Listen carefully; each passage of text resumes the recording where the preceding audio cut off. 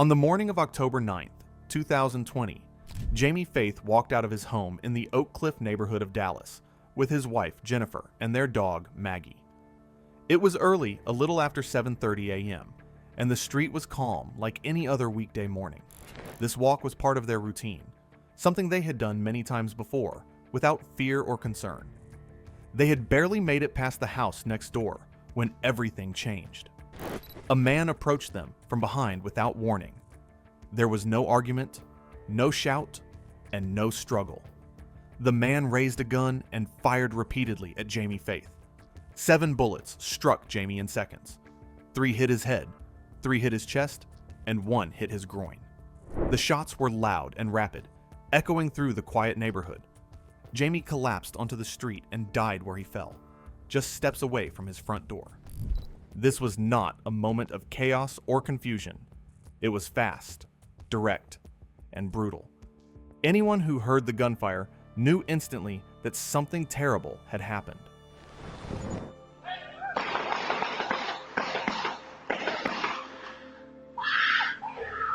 I opened my front door and walked outside.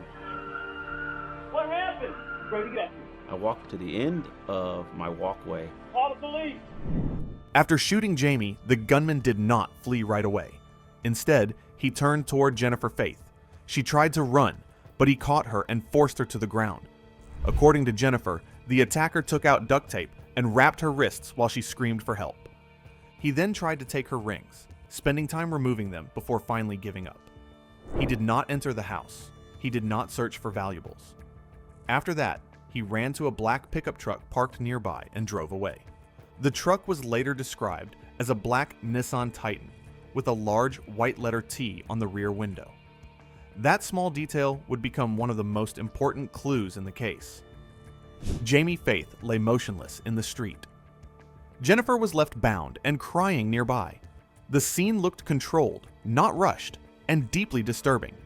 Neighbors rushed outside after hearing the gunshots. One woman later said she heard screaming that sounded unreal, like something from a movie, and immediately called 911. Others ran toward the sound, unsure of what they would find. I hear the woman screaming for her life, hysterical. It sounded like a movie. So I hurry up and call the police saying, hurry and come, I think my neighbors just got shot. One neighbor saw what looked like a body lying in the street. Another briefly saw the masked gunman holding a weapon before retreating back inside out of fear. No one had a clear view of the attacker's face. The smell of gunpowder lingered in the air. Panic spread quickly as people tried to understand what had just happened on their block. This was not an area known for violence, and the shock was immediate and overwhelming. Dallas police arrived within minutes and secured the area.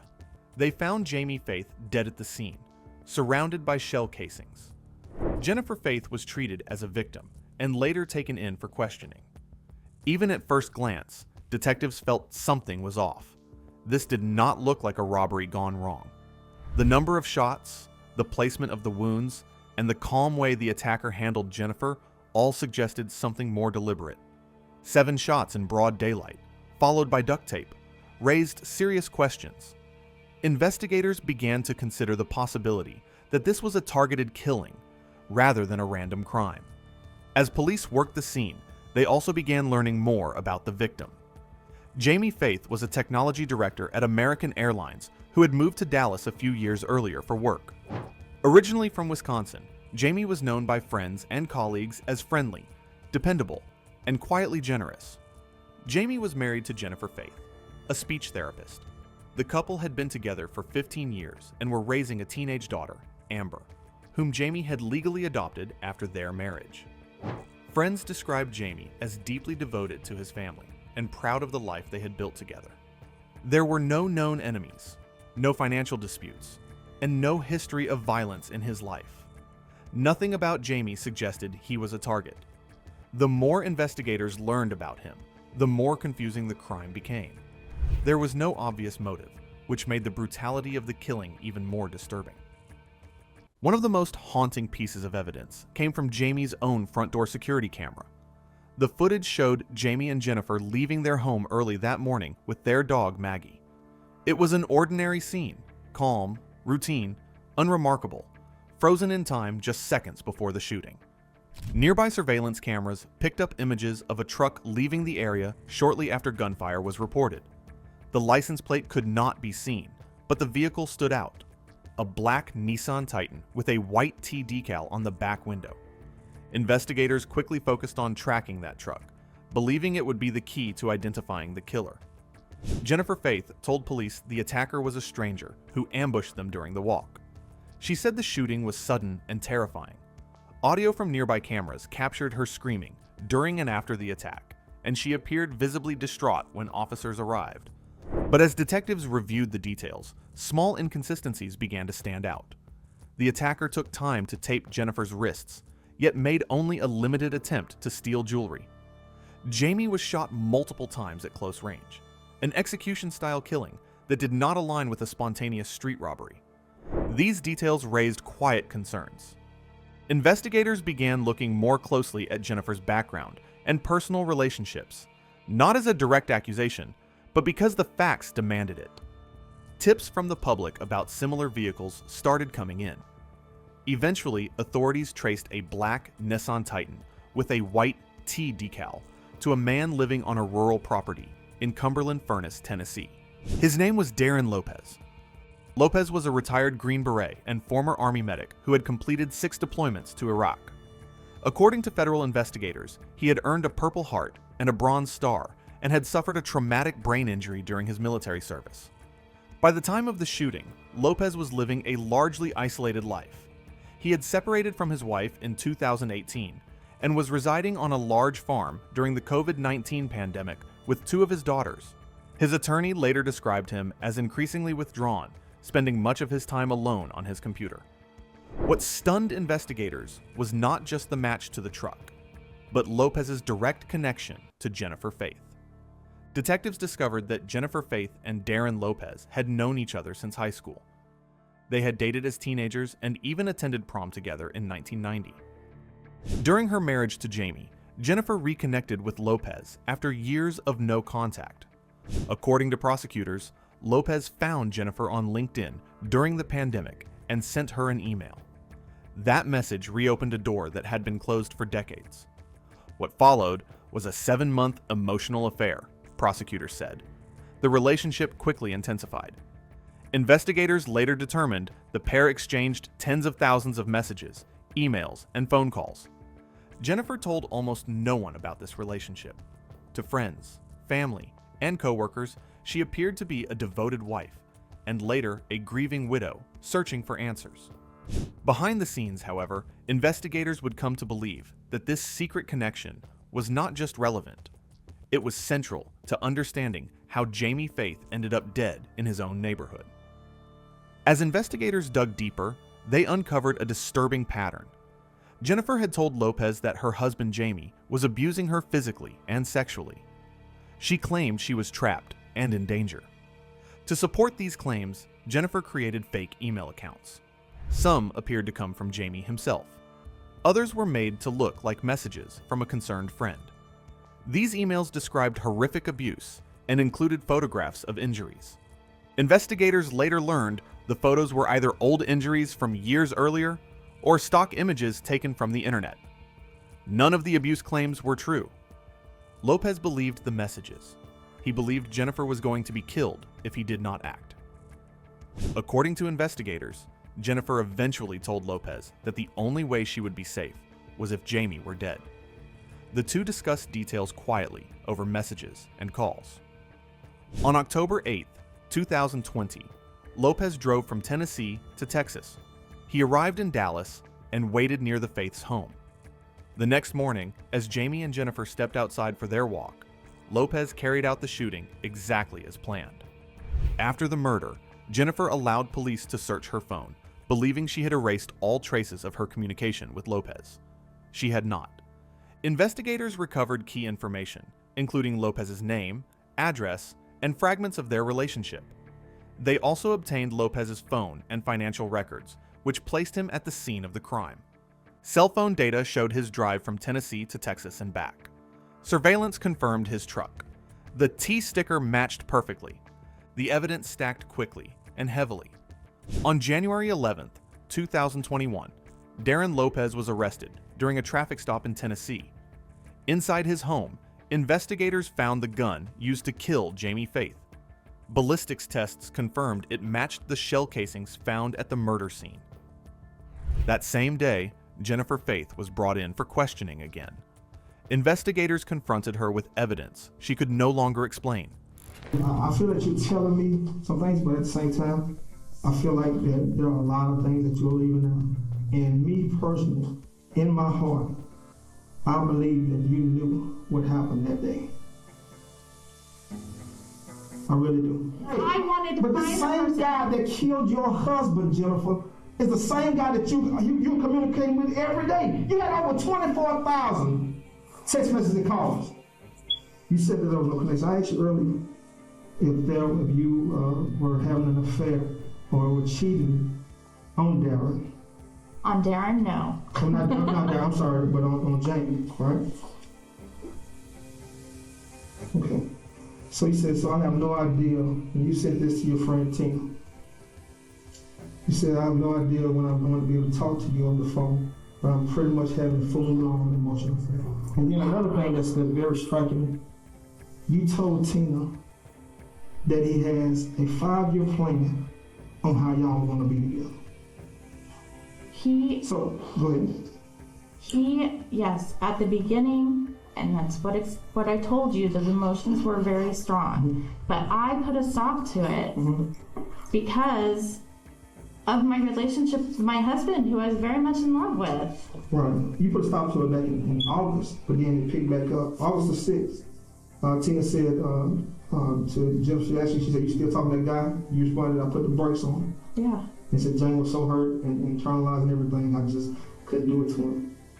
But you told me that early on that you still continued to talk to him. You said even so, just as we're talking now. Yes. As friends. Right. But Jennifer, if I were to tell you I have other text messages that say something different between you all, because you got to understand. I'm concerned that I'm concerned that Darrin has anything to do with this. Is there anything that's leading you there? Oh, yes, ma'am. Okay. The other thing I'm concerned about is the fact that you're saying I knew everything that took place that day. So let's keep on. Okay. Like I told you, Jennifer, I want to go deep in this investigation. I want to go deep in this interview. Okay. All right. So the text messages are on. Do you know? You say you're just friends. On October 5th, you guys had over 667 times that you guys called each other and text each other. It's a lot. 667 in one day? Yes, that's what it says. That's what it shows, based on the records. Because you remember, we have a lot of things. October 6th, 419 times. October 7th, 640 times. All right. On October the 8th, all right, there was 133 times. But then there was a break. So you think about it. The day before. That's because Jamie was killed at 7:30 in the morning on October 9th. Right, but think about it. October the 8th, all right. October the 8th, there was a 133 times, but there was a 28 to 29 hour break. Well, it broke the pattern. It was not consistent with what you guys have. Soon after, Jennifer Faith was arrested as well, and the image of the grieving widow collapsed completely. The woman neighbors had cooked meals for was now sitting in a police interview room. The case that began as a shocking street murder was now revealed to be something far darker, with layers of deception still unfolding. As news spread, detectives returned to neighbors who had been there that morning. One voice mattered more than the others. Emery Wilson had not just heard the shots. He had seen the man holding the gun. Wilson told police that when he ran barefoot from his house, he stopped cold on the sidewalk. A man stood there wearing a hoodie and a blue mask, holding a gun low at his side. For a few seconds, they looked directly at each other. Wilson could not see the man's face, but he could see his eyes clearly. That moment stayed with him. Wilson said the man did not look confused or scared. He looked finished. Wilson went back inside to get his own gun, and when he came out again, the the man was gone. That detail stayed buried for months, but after the arrest, it took on new weight. After Jamie Faith was killed, neighbors and friends moved quickly to support Jennifer and her daughter. A GoFundMe page was created by a community member to help them survive the sudden loss. Donations came in from people nearby and from strangers who believed they were helping a grieving family. Within a short time, the fundraiser collected more than $60,000. At first, nothing about the fundraiser seemed unusual. Messages of sympathy poured in along with the money. People believed the funds would cover funeral costs and basic living expenses during a painful transition. What donors did not know was how the money was actually being used. Bank records later showed that Jennifer Faith withdrew approximately $58,000 from the GoFundMe account within 2 months. Despite the large withdrawals, a $6,500 funeral bill for Jamie remained unpaid. Instead of being used for expenses related to her husband's death, the money was redirected elsewhere. Investigators discovered that Jennifer used the donated funds to financially support Darrin Lopez. She purchased a large Samsung QLED television for him and paid for airline tickets for Lopez and his daughters. She also sent him hundreds of dollars through digital payment apps. Jennifer went further by giving Lopez access to her personal credit cards. In emails, she encouraged him to use them freely and assured him there were no limits he needed to worry about. Authorities later determined that GoFundMe money was used to pay off charges on those cards. When neighbors and donors learned how the funds had been spent, the reaction was anger and disbelief. Many said it felt less like financial fraud and more like a betrayal of trust. People believed they had been helping Jamie's family, not funding the life of the man accused of killing him. Once the misuse became public, GoFundMe stepped in and offered refunds to donors who requested them. For many in the community, the refunds did little to erase the sense of being deceived by someone they had tried to protect. Phone data became one of the strongest parts of the case. Investigators recovered messages showing Jennifer and Lopez discussing deleting texts and resetting phones. Jennifer told Lopez exactly when she planned to wipe her device. She told him to do the same. Lopez replied calmly, agreeing. He did not delete everything. Messages also showed Jennifer panicking about the white T sticker on Lopez's truck. She urged him to remove it quickly. When he confirmed it was gone, she sent messages of relief. To investigators, this was no accident. It was coordination. Jennifer later claimed she was afraid. Detectives believed she was managing damage. After Lopez was arrested, his story began to change. He admitted pulling the trigger, but said the idea was never his. He told investigators that Jennifer had convinced him Jamie was abusing her in terrible ways. He said he believed her completely. Lopez described receiving emails that looked like they came from Jamie. The messages were cruel and threatening. He also received emails from someone he believed was Jennifer's friend, confirming the abuse. Photos followed, showing injuries. Lopez said the messages pushed him past reason. He believed Jennifer would be killed if he did nothing. He said he felt trapped into acting. Digital experts proved the emails were fake. They were sent from accounts Jennifer created herself. Jamie never wrote them. The friend never existed. The photos were not evidence of abuse. Some images were years old from a car accident. Others were stock photos taken from the internet. Investigators concluded every claim of abuse was a lie. When confronted, Jennifer eventually admitted the truth. She admitted Jamie had never hurt her. She admitted she created the emails to control Lopez. That admission changed everything. Recovered messages between Jennifer and Lopez showed a relationship that was intense and disturbing. The messages were sexual, violent, and obsessive. Prosecutors said the tone shifted over time, becoming darker after Jennifer began claiming abuse. The messages showed Jennifer guiding Lopez emotionally. She reinforced his anger. She praised his loyalty. She suggested there was only one solution left. During trial testimony, prosecutors argued that this was not panic. It was grooming. Lopez's defense argued he was vulnerable due to brain injury and trauma, and that Jennifer knew exactly how to push him. Jennifer was first charged with obstruction of justice. Friends were shocked, but hoped it was a mistake. Months later, the charge changed. federal prosecutors charged her with murder for hire, a crime that carried the possibility of the death penalty. Faced with overwhelming evidence, Jennifer made a deal. She pleaded guilty. She admitted planning the murder. She admitted lying to everyone. In exchange, the death penalty was removed. A judge sentenced Jennifer Faith to life in prison. In court, the judge called her actions pure evil. Jennifer showed little emotion. Unlike Jennifer, Lopez chose a trial. He pleaded not guilty, even while admitting he fired the shots. His defense said he believed he was saving Jennifer's life. Prosecutors said belief did not excuse murder. Jurors heard about the drive from Tennessee, the waiting near the house, and the careful steps taken after the shooting. They heard about the duct tape, the ring, and the attempt to stage a robbery. They also heard Lopez speak. He said he was ashamed. He said he felt used. He said he loved Jennifer and believed she loved him. The jury did not take long to decide guilt. They rejected the claim that Lopez had no choice. They said there were many paths he could have taken that did not end in murder. Sentencing took longer. Jurors debated whether Lopez should ever walk free. Some believed he was dangerous. Others believed he was manipulated, but still responsible.